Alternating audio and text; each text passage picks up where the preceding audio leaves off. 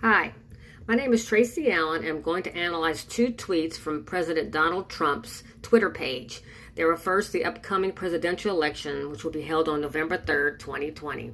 The United States political system is considered to be a federal republic where the head of the government is elected by the people of the nation state. Donald Trump's account is very interesting because he uses it to convey his current uncensored thoughts to his followers, which happens to be many that are for and many against him. Right now, most of the tweets are about the coronavirus, but I was able to find a couple that were related to the upcoming presidential election. The first tweet that I want to analyze was made on March the 10th, 2020. I chose this one because it was such a shockingly blunt statement. Let me read it for you. The tweet states, Pocahontas, working in conjunction with the Democratic Party, totally destroyed the campaign of Bernie Sanders. If she would have quit 3 days earlier, Sanders would have beaten Biden in a rout. It wouldn't even have been close. They also got two other losers to support Sleepy Joe. All right, I'm going to work through his euphemisms and then try and explain what his intentions are. President Trump's referral to Pocahontas was a statement about Elizabeth Warren, a Democratic senator from Massachusetts. Senator Warren has claimed that she has Native American heritage, and President Trump has challenged her on this. He has nicknamed her Pocahontas. Sleepy Joe is in reference to Democratic presidential candidate former Vice President Joe Biden.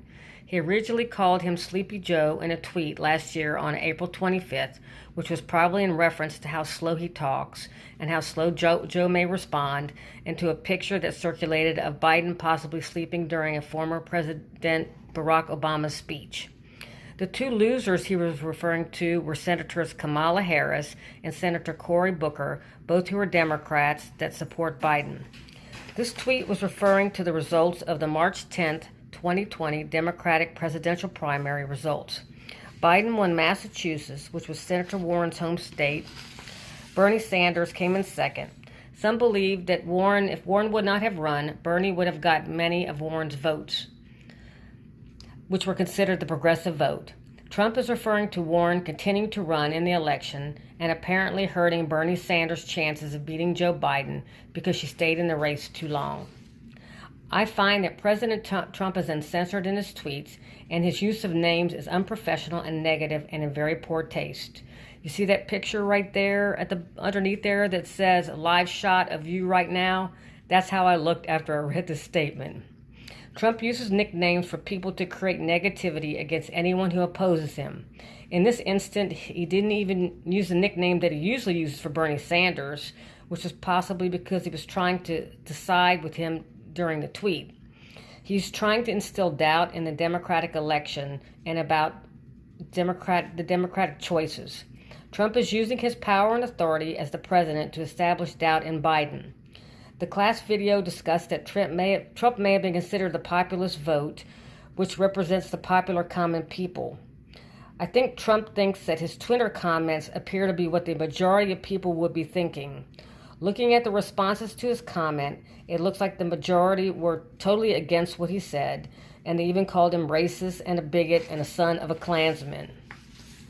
All right, the second tweet I wanted to talk about was on May the 15th, and I'm going to read it for you. It says, I must say there was a very boring debate. Biden lied when he said, I want to cut Social Security and Medicare. That's what they all said 4 years ago, and nothing happened. In fact, I saved Social Security and Medicare. I will not be cutting, but they will. Be careful. Again, he is instilling distrust and fear toward the Democratic Party and especially Joe Biden. He called Joe Biden a liar and boring. He instilled fear by saying, be careful, referring to being careful who you vote for and to not trust them. It looks like the comments were primarily negative toward Trump in the response to this tweet, but some were trying to explain Joe Biden and Bernie Sanders' positions on the issues. It looks like a lot of the responses to both his tweets were from people that were anti-Trump. Politics have always been nasty in this country, but Trump brings his comments to a whole different level, a lower level.